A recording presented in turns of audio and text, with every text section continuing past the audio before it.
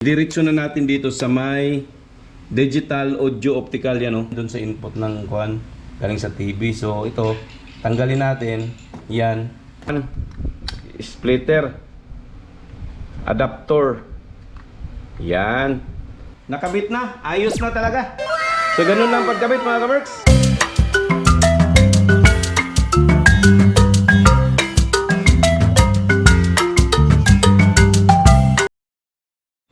Hi mga ka-works, magandang gabi.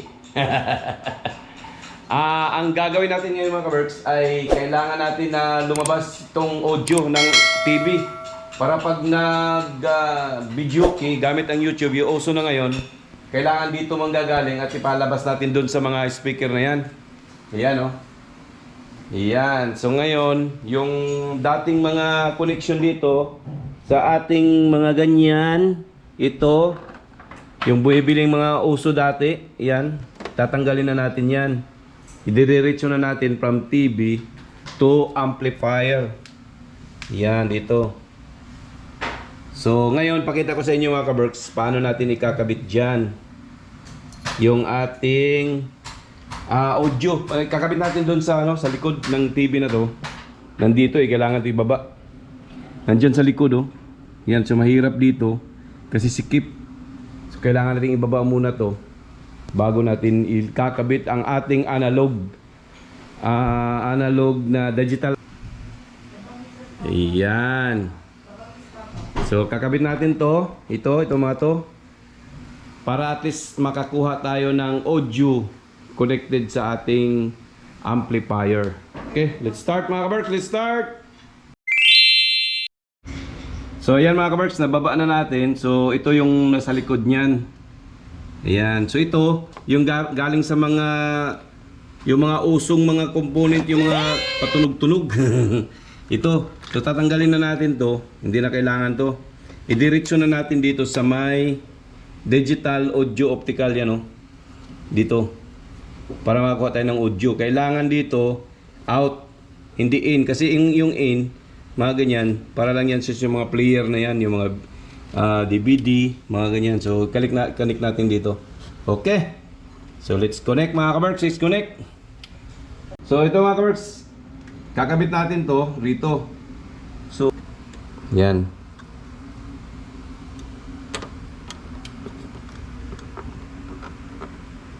Yun. Ngayon, kailangan natin ng may supply siya. So, ito ang supply. Kailangan natin dito ikakabit sa USB. Yan, oh. Ito so USB yung supply. Diyan. Para mayroon siyang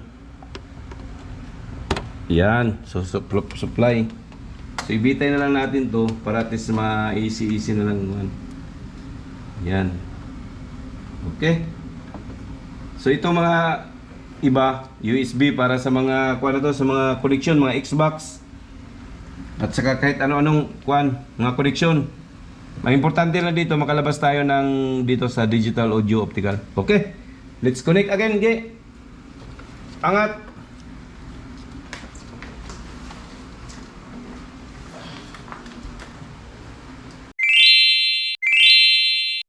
So ngayon mga ka-works, ito kasi ang amplifier ko is isa lang ang input.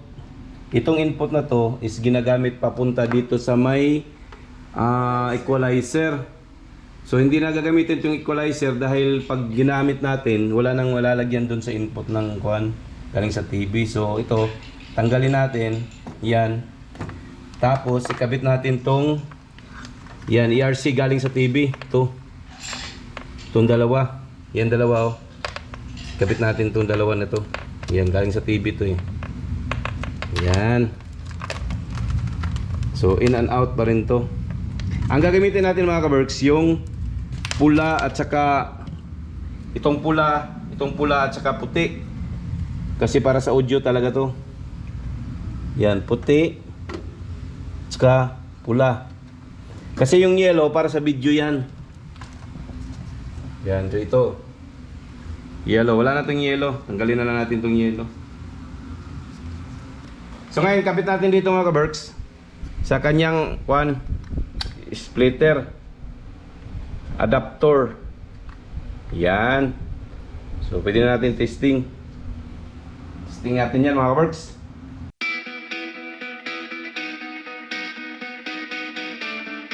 Yan. Bawasan muna natin ang voice.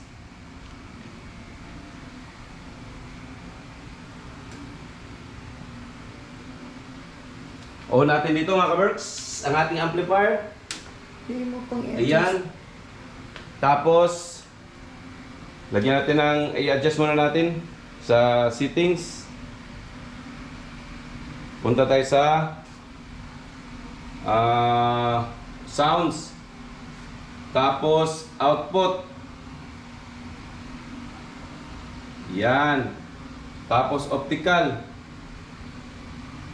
Yan. Hanapin mo natin ang PCR. PCM. PCM.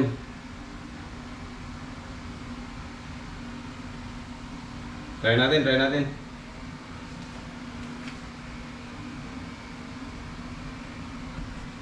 Ayan mga kaworks. Ayan, so hanapin natin ang sounds mga kaworks. Sounds. Ganyan. Tapos punta tayo sa expert settings. Yan. Tapos punta tayo sa PCM. Ito. PCM na to. Ito. Yan. So, okay na yan. PCM na yan. Kailangan PCM siya. Okay. So, try natin. Lagyan natin ng sounds.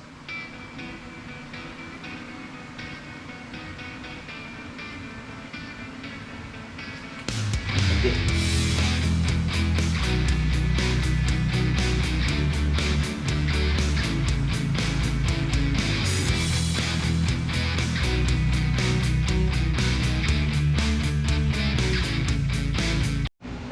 So yan mga kaberks, kabit na natin, titesting natin itong yung isang speaker kasi tumutunog na siya.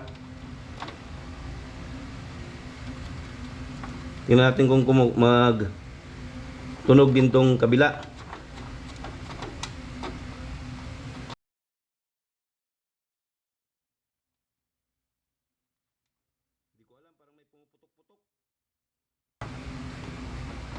Yan.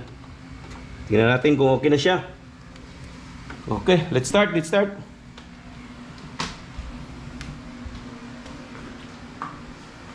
Okay. Uy.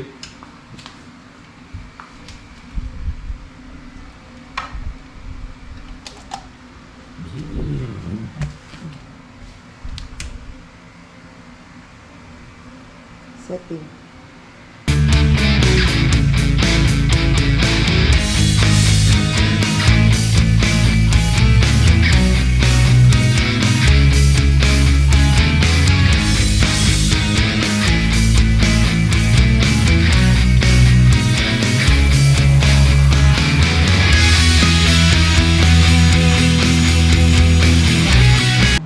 So yan mga kaberks, hindi ko na lang inaano yung sounds kasi maingay. So okay na siya mga kaberks. Nakabit na, ayos na talaga. So ganun lang pagkabit mga kaberks. So yan, kung nagustuhan nyo ang aking video, please like, share, and subscribe. At huwag kalimutang kalimbangin ang bell para manatay ka sa sunod kong mga videos. Bye-bye!